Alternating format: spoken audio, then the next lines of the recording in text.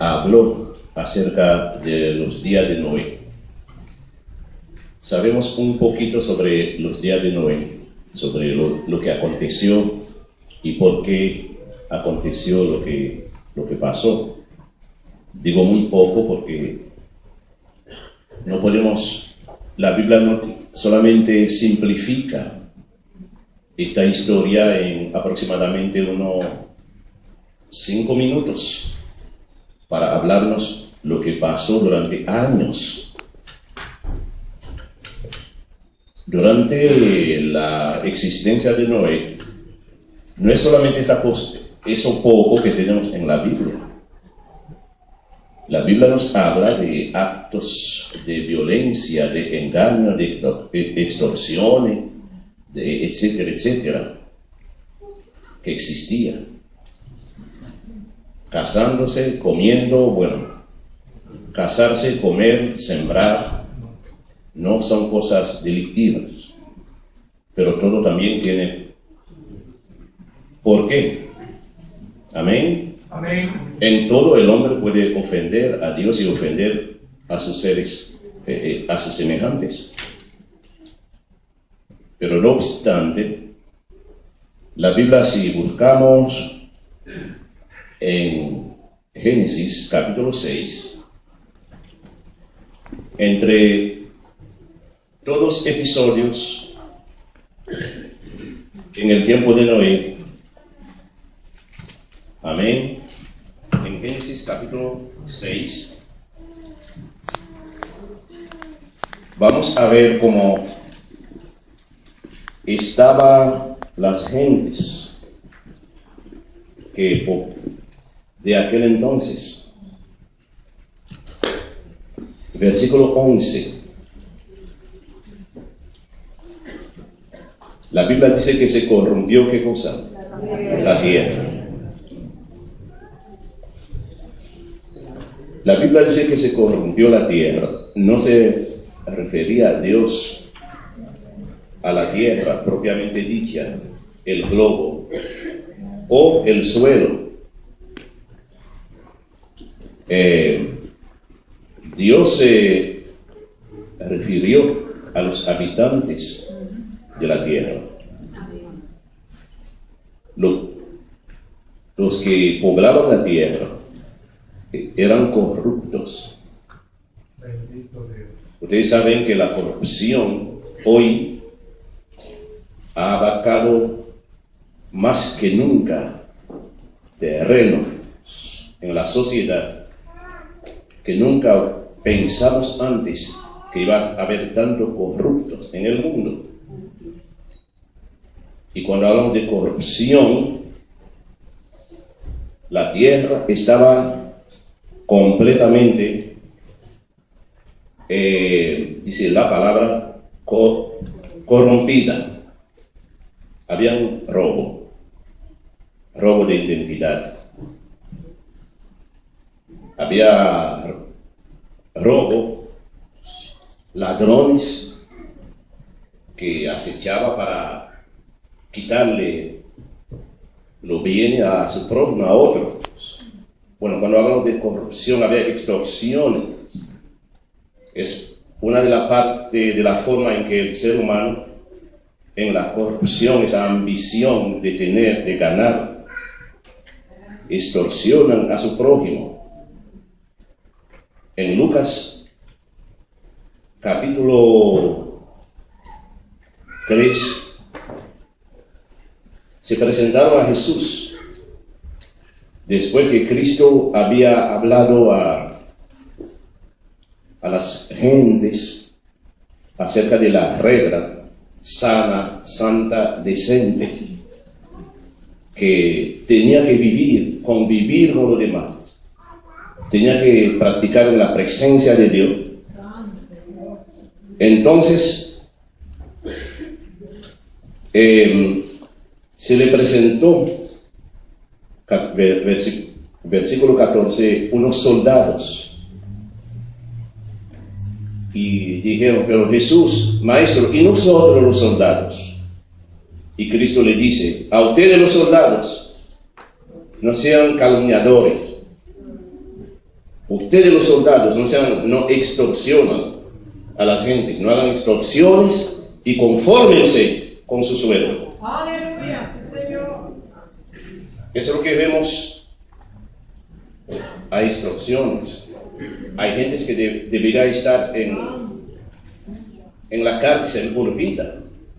Pero en el camino, antes de llegar a la corte, hay países, hay parte, una parte más que otra parte. Entonces, en el camino, durante el proceso de arresto, de investigaciones, lo extorsionan. Bueno, tú son 20 años de cárcel por vida, 30 años. Yo puedo arreglarte el asunto, pero ya tú sabes, busque por ahí plata, dinero, peso, como decimos. Entonces, esa persona la tiran otra vez a la calle. Se hacen peores porque si ya es extorsionado, ya tiene un padrino. Lo que decimos, ¿verdad? Entre los soldados más pobres, macutear. Lo que era un policía en su país sabe que es macuteo. Amén. El violador de ley, o de la ley, lo toma, lo sorprenda, ¿verdad? Unos representantes de la ley, que son la policía, los policías en la calle, en vez de llevarlo, ¿verdad?, a la corte para que, según los códigos de cada país, de cada ética, el juez determine, pero en el camino lo macutea. Amén. Le quitan un dinerito, lo sueltan. Eso es corrupción. La tierra estaba llena de corrupción en el tiempo en que Dios determinó en destruir a la humanidad, menos Noé y su familia. Gloria sea el nombre de Dios. Gloria a Jesús. Había extorsión, nepotismo. Por eso Cristo, en Mateo capítulo 20, versículo 14, exhortó, o sea, le cayó mal cuando la madre de los hijos de Zebedeo fueron donde Cristo con sus hijos. Hizo una oración rara. Dije el otro día, la oración no es solamente pararnos, levantar la mano y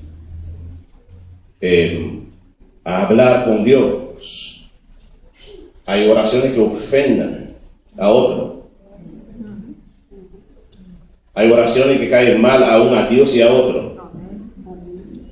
Hay oraciones privadas y hay oraciones públicas. Esa doña fue y se postró, dice la Biblia, a orar. Según Mateo 20, 14 en adelante. Se postró delante de Cristo, hizo esta oración. Maestro, te pido en esta oración que me conceda, por favor, cuando esté en tu reino, que estos dos hijos míos, uno esté a tu diestra y el otro a tu izquierda. Pero, ¿y los otros? Estaban pintados. ¿Y los otros? Amén. Una oración egoísta. Pidiendo para mi familia. Eso es nepotista. Las otras familias hay que se muera de hambre, que se quede sin nada. Es corrupción. En los países nuestros, mucho, pero casi todos, existen esta clase de vida. Cuando el Estado confía posiciones, ¿verdad? Confía en un gobierno. Ese gobierno roba al Estado y roba también al pueblo. No son cosas que corresponden a nosotros, porque ninguno trabajamos como empleado ni tampoco ministro de un Estado. A menos algunos que trabajan, ¿verdad?, para el pueblo y para una ciudad, un estado. Muchas de esas personas están ocupando un puesto muy prominente para bendecir a su pueblo, para recompensar a su pueblo. Cuando una persona se hace profesional, cuando una persona se hace político o política y es confiado a una posición, es para recompensar a ese pueblo. Amén. Es para bendecir a ese pueblo. Pero vemos corrupción en toda parte.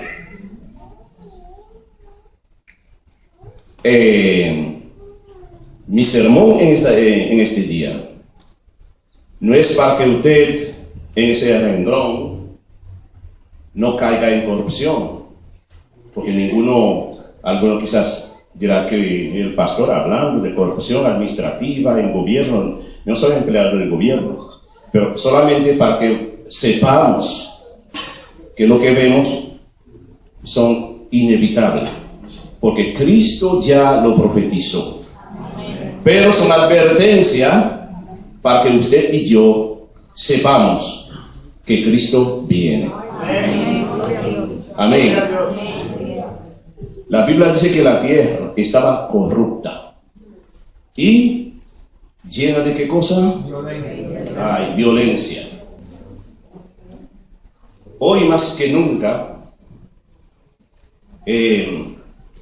alguien dijo una vez, no sé lo que está pasando. Y otro le contestó, eran dos cristianos. Uno dijo que no sabía lo que estaba pasando con tanta violencia. Y el otro cristiano contestó, ¿cómo tú no sabes lo que está pasando si tú eres cristiano? Lo que está pasando es el cumplimiento de la palabra. Yo sí sé. Yo sé lo que está pasando. Violencia de estados. No solamente violencia en la calle, las gentes armados con armas blancas, armas de fuego, combate, con cadenas. No. Violencia de estados. A mí me gusta Estados Unidos. Y me gusta algunos países donde quizás nunca pueda vivir, en Europa. Pero a mí me gusta la ley de aquí de Estados Unidos. Aquí hay violencia, pero hay reglas. Pero hay parte. El mismo Estado son los que promueven la violencia. Como un presidente de una nación, como yo vi hace unos años, era capaz de pedir al pueblo pobre que se lanzara a la calle armado con gasolina, con una llanta de automóvil y que rompiera todo el almacén. Métense, no se dejen morir de hambre, métense en la finca. Un presidente, él levantó con dos manos la goma, decimos, del carro. Este es tu defensor. Con esta goma, con esa botella de gasolina, levantó la gasolina también.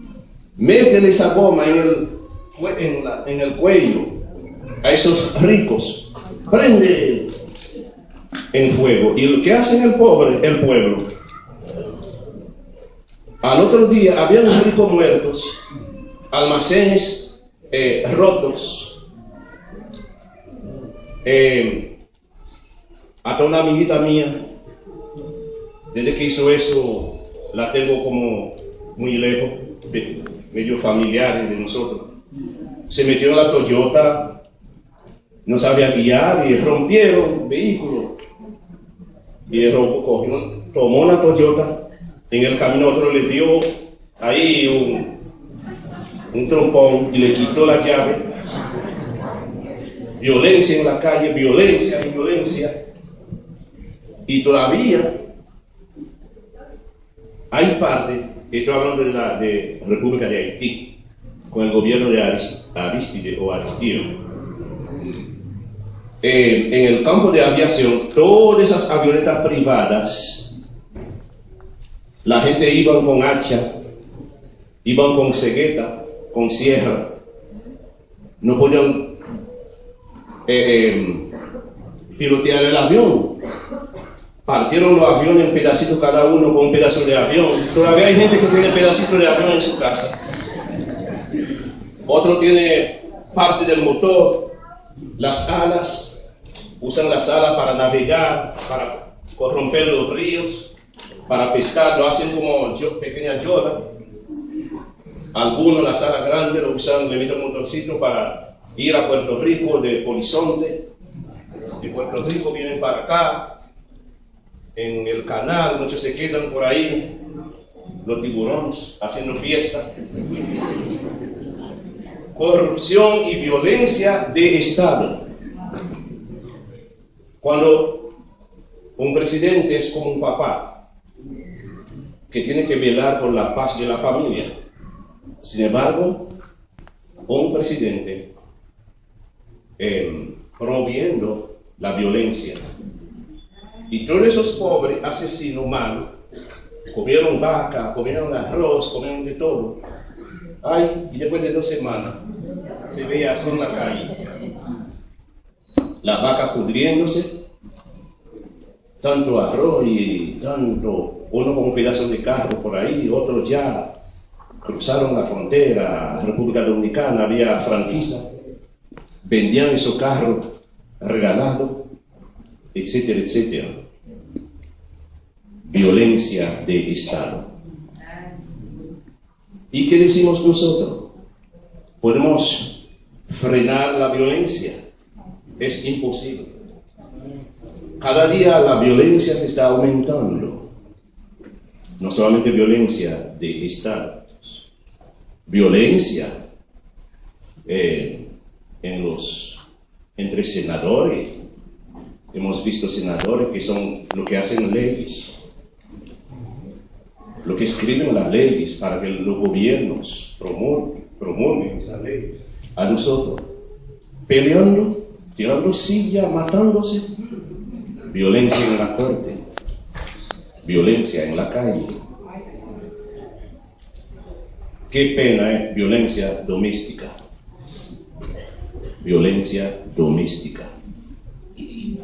Que la gente no respeta la familia, los hijos, el esposo, la esposa. Por cualquier cosa un escándalo. Y por cualquier cosa una violencia o un demonio. ¿Y qué decimos? No vamos a hacer como el Vaticano, que tenía en mente de que como religioso por fin tenía que vivir en un monasterio, no cabían, se hizo una ciudad para ellos. Ni tampoco, como me dijo en el año 69 uno de los líderes de la iglesia, hermano Joicín, vamos a ver si todos los evangélicos vayamos a poblar una isla llamada Saona, la República Dominicana, para donde no viven impíos, donde no hay romo, donde no hay cuchillo, ni pistola, ni nada de eso, para que los evangélicos vivamos solos. ¿Es el propósito de la iglesia?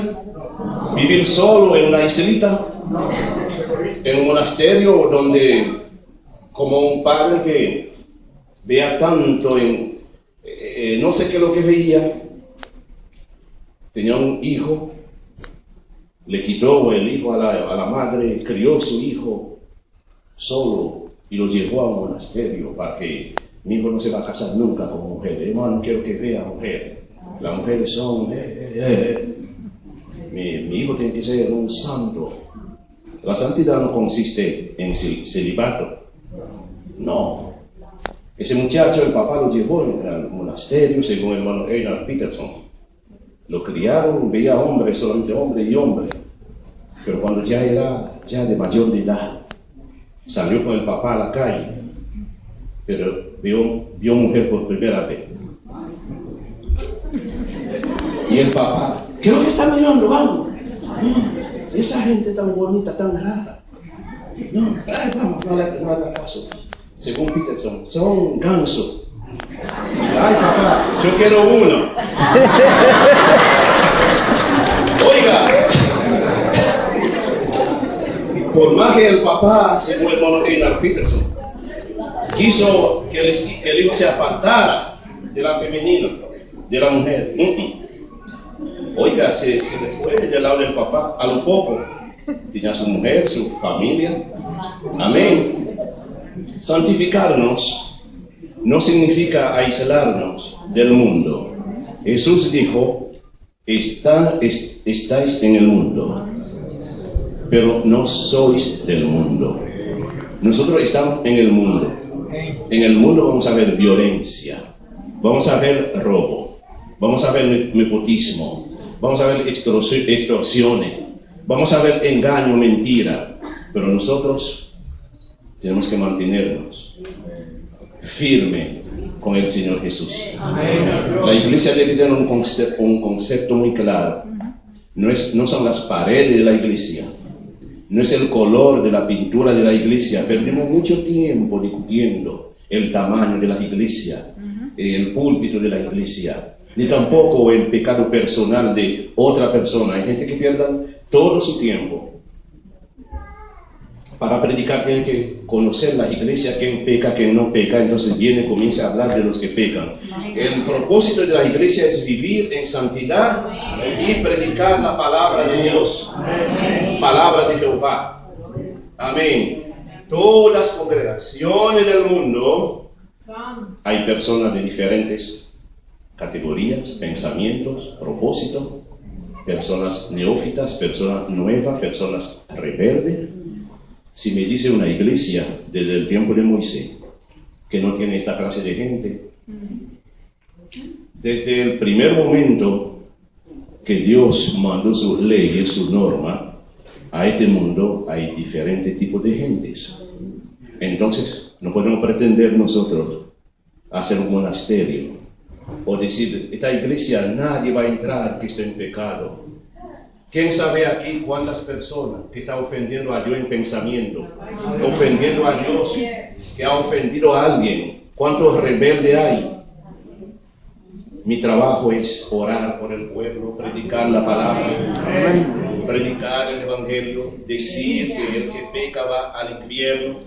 No importa que si tenga papeles de ministro, ropa de ministro, traje de ministro, credenciales de ministro, no importa el título que tenga en la iglesia, los años de convertido o convertida, hay que vivir en santidad.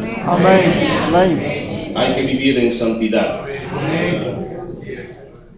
La Biblia nos dice, aleluya, según Daniel 12:10, muchos serán limpios y emblanquecidos y purificados.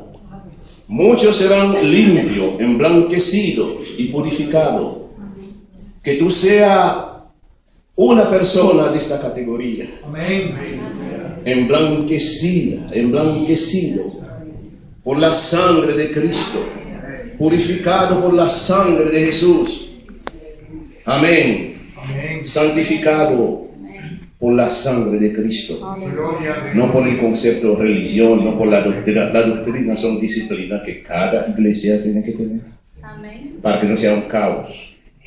Debe haber disciplina, debe haber doctrina para evitar la doctrina de demonios que hoy anda en el mundo. Pero la santificación está entre usted y Dios. La iglesia Juan 3:16 no va a santificar a nadie. Gloria a Dios. La iglesia Juan 3:16 no purifica a nadie. Predicamos la palabra. Oramos, ayunamos, velamos para que el pueblo ande en santidad. Pero tú tienes que santificar tu vida. Aleluya. Tienes que emblanquecerte en la sangre y en el poder transformador de nuestro Señor y Salvador Jesucristo. Apocalipsis, capítulo 22. Aleluya. Vemos la exhortación del Señor Jesucristo cuando hablaba tocante a su venida. Creo que esta mañana se leyó Apocalipsis 22 o lo oí por la emisora mientras que venía. Hay que examinar muy bien esta porción bíblica. He aquí, amado, que el Señor estaba terminando la Sagrada Escritura.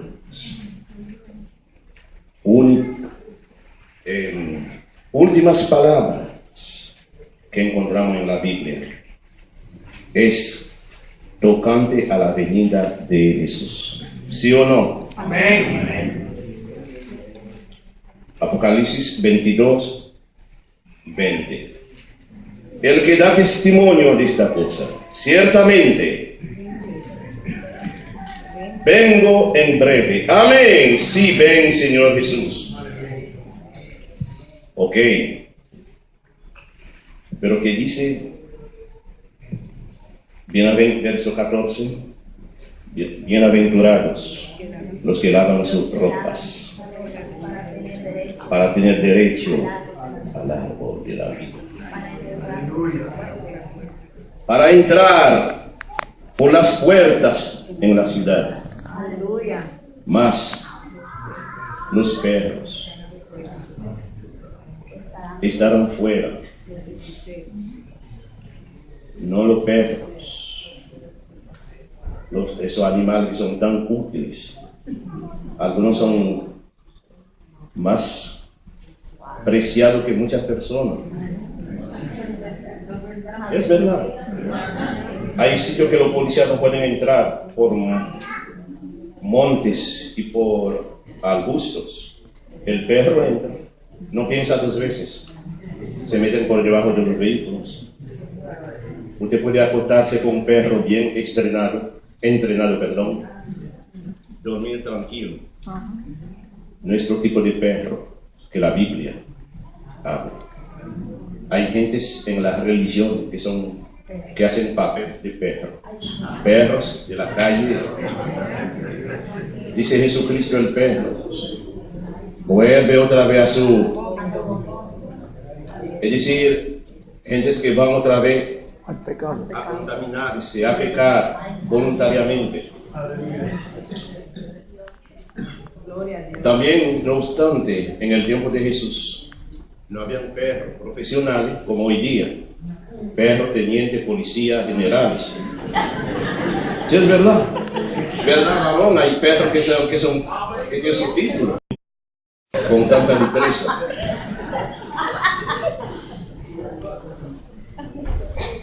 Los hechiceros. Ese pecado aquí no hay que enfatizar mucho porque aunque hay muchos hechizos, maleficios, hay muchas botánicas, pero no como otros países que toman la hechicería para su defensa, para enriquecerse, para cazar, para tener un buen negocio, para que su gallo gane la pelea, para sacar lotería. Aquí en Estados Unidos casi no hacen tanto caso a este tipo de cosas, pero es un pecado.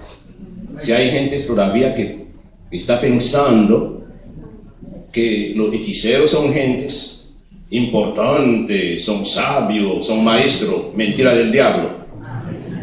No crea en eso. Son candidatos al lago de fuego. Amén. Los fornicarios y homicidas. Los fornicarios son aquellos que viven maritalmente sin casarse, sin compromiso legal. Se van y se juntan y hacen su vida matrimonial, su vida de prostitución.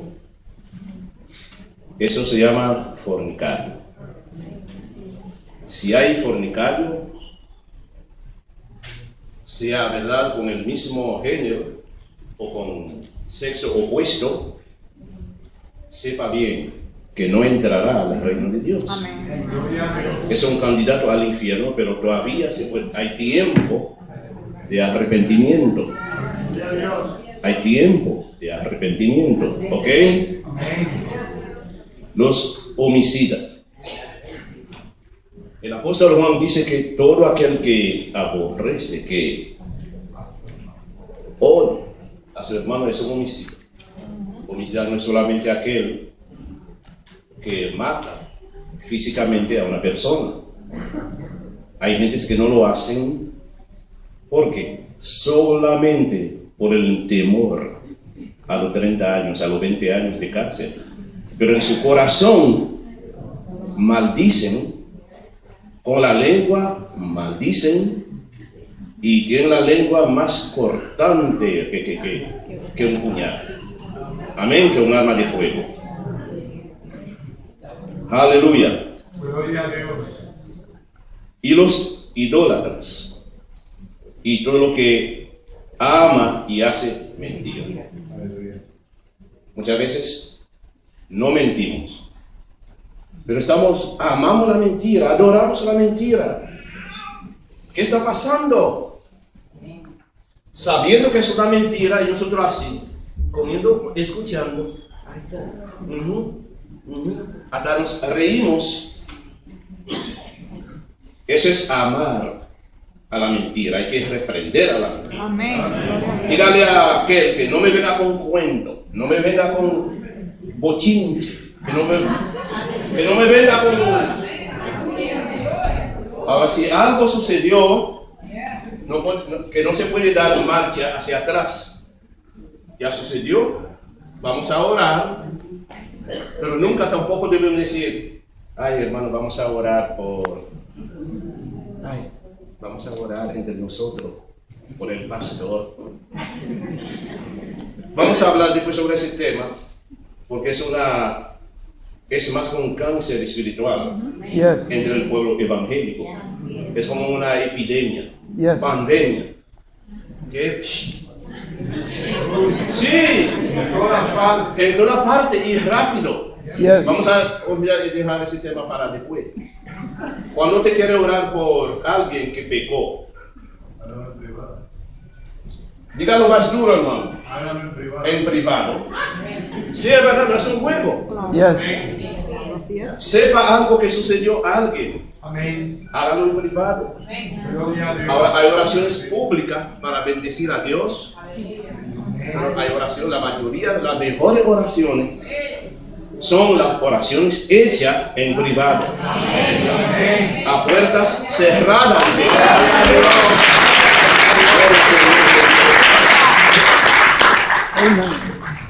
Entonces, no fabricamos la mentira muchas veces, pero la amamos, la adornamos. Toda exhibición es una mentira. Si yo salgo a decir por periódico, hoy sí tiene una iglesia de 500 miembros, estoy mintiendo. Una iglesia de 250, 300 miembros. Si gano en una campaña 100 personas, no puedo poner en la prensa que gané 500 personas. Había gente como arena del mar. No es verdad. Una multitud enorme. Sí, hasta un nene puede contar lo que estaban presentes. Amén. El que ama la mentira no cabe en el reino de Dios. Y el que fabrica la mentira, peor todavía. Porque el que fabrica la mentira, toda mentira tiene un punto, amén, epicentro, donde se comenzó. Es como la onda. Pero el ojo de la mentira es el fabricante de la mentira. Está adorando al diablo sin darse cuenta, porque el diablo mintió primero y es el papá de la mentira. Amén. Es abuelo de la mentira, tío de los mentirosos, etcétera, etcétera. Entonces, a veces pensamos que la mentira no es nada. Hermano, tengamos mucho cuidado cuando alguien venga donde nosotros con un comentario, hasta los periodistas que vemos por las noticias. ¿Saben mentira que dicen esa gente? Y nosotros decimos, ay, por la radio salió Tremendo escándalo, dijo un periodista que comienza con esa lengua. Es verdad. Yo cuando oigo una noticia, a mí me gusta oír la noticia para aprender cómo está mi país, cómo está la situación, para que uno sepa. Pero la gente dice una mentira. Amén. Aleluya. Entonces, tenemos que tener mucho cuidado como evangélicos que somos. Repetir lo que hemos oído de otro, hay que oír 2, 3, 4 veces. Creerlo, porque hoy día no sabemos en quién creer y en quién no creer, cómo está la situación hoy día. Pero son señales de la venida de Jesús. Amén. La corrupción, la violencia, y para terminar, ningún gobierno del mundo podrá terminar con la corrupción ni con la violencia, porque son señales de que Cristo viene. Ok, ¿qué es lo que nosotros debemos de hacer? Como leí en Mateo 24, estar siempre vigilante. Cristo podrá venir a cualquier momento. Hay noche que me acuesto. Yo espero despertar en el cielo. Así tenemos que dormir. Antes de acostarse, por favor, ore a Dios.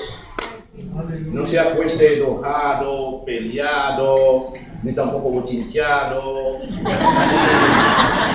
Como dicen en Puerto Rico, perdón los hermanos de Puerto Rico. Creo que no es una mala palabra. No. Ah, ok.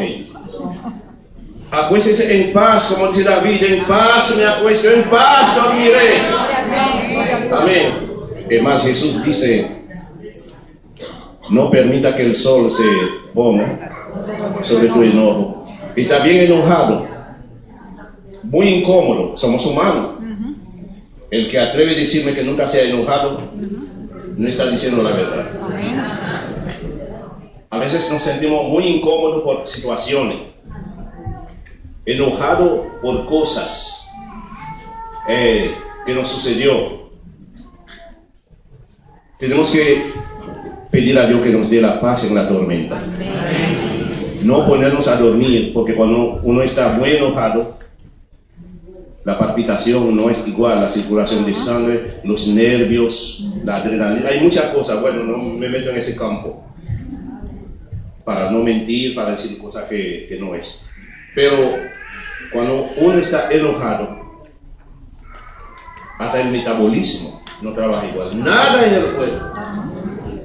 El alma necesita paz. Amén. En paz me acuesto, en paz dormiré, en paz me levantaré. Porque no sabemos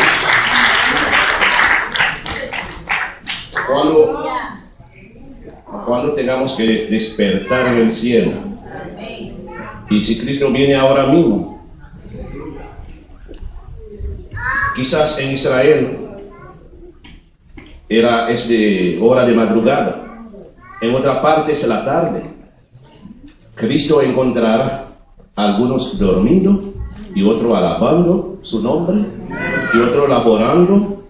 Por eso que Jesús dice que el día de su venida será como dos mujeres moliendo. Bueno, ese tipo de molino ya no existe, pero todavía usted va a cierta parte en el oriente, en Israel principalmente, en Egipto, hay muestra en los museos esos molinos de piedra que había que moverlo entre era trabajo de mujeres o de asno.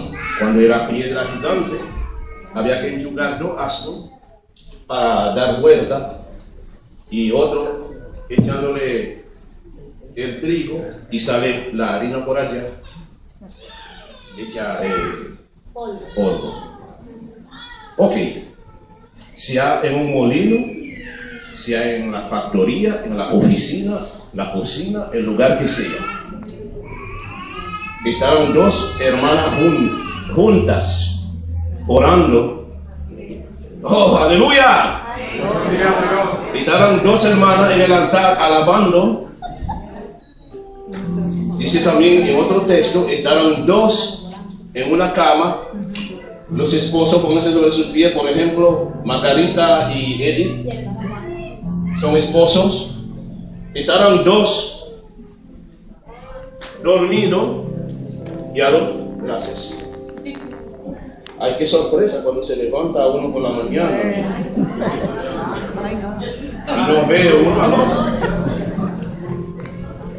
Y va corriendo a la cocina. Es el primer sitio que uno va después del baño. Va corriendo a la cocina y comienza a vocear: Margarita, Margarita Madero o Madera, o Eddie, ¿dónde tú estás? No. Ay, pero ¿será que la puerta está cerrada? ¿Por dónde salió? ¿Qué pasó?